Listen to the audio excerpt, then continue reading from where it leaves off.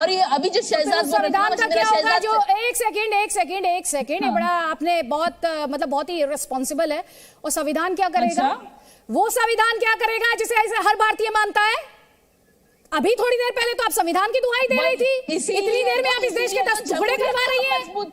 जमहूरियत को मजबूत करना, इसलिए सबका बराबर का हक है, इसलिए चुनाव लड़ रहे हैं जमहूरियत को मजबूत करने के लिए। नहीं, आप तो देश के 10 टुकड़े करवा रही हैं। दूसरी बात, आप तो देश के 10 टुकड़े करवा रही हैं। आपको तो खुद उस संविधान पर भरोसा नहीं है जिसकी दुहाई दे रही हैं। मैं 10 टुकड़े करवा रही हूं, थोड़ी देर पहले कर रही है।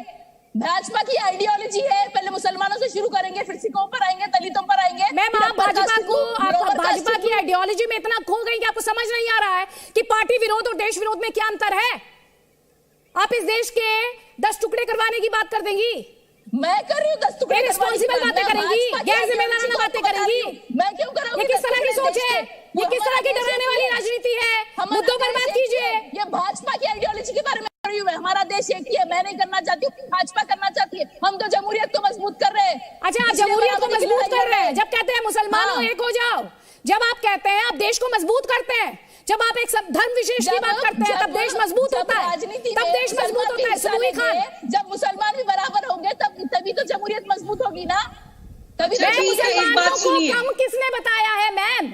ये देश का, इस देश में कॉन्स्टिट्यूशन है, इस देश में गारंटीड राइट्स है, इस देश में जुडिशरी है, और इस देश में कोई एक स्कीम बता दीजिए जो रिलीजन के आधार पर डिस्क्रिमिनेट करती हो। एक स्कीम बता दीजिए। हमें भरोसा है संविधान पे, इसलिए आए हैं चुनाव। तो फिर इस तरह की इररिस्पॉन्सिबल बयानबाजी मत कीजिए डिस्कशन में बैठकर। मत कीजिए इररिस्पॉन्सिबल बयानबाजी। नहीं, कुछ इररिस्पॉन्सिबल नहीं है। भाजपा की जो प्लानिंग है वो। सैयदा जी, बात सुन लीजिए, एक और जिम्मेदारी से एक बात सुन लीजिए, बहुत शांति से। देखिए, थोड़ी देर के लिए ब्राह्मण, दलित, मुसलमान की आइडेंटिटी से ऊपर उठकर भारतीय बन के मेरी बात सुनिएगा। 7 भारत विरोधी मानसिकताएं भारत के खिलाफ काम कर रही हैं। पार्टी छोड़िए, बीजेपी, कांग्रेस, एमएम, ओवैसी साहब, मोदी जी, भूल जाइए थोड़ी देर के लिए। भारतीय बन के मेरी बात सुनिए। 7 भारत विरोधी मानसिकताएं भारत के खिलाफ सक्रिय तौर पे काम कर रही हैं। वामपंथी और उनकी आर्म्ड विंग्स, माओवादी और नक्सलवादी, अलगाववादी और आतंकवादी संगठन, बौद्धिक आतंकवादी, विधर्मी राजनीतिक दल जो जाति और संप्रदाय में लोगों को बांटते हैं, अंतरराष्ट्रीय ताकतें, कन्वर्जन माफिया जो फॉरेन फंडेड मिशनरी ऑर्गेनाइजेशंस हैं, कॉर्पोरेट माफिया।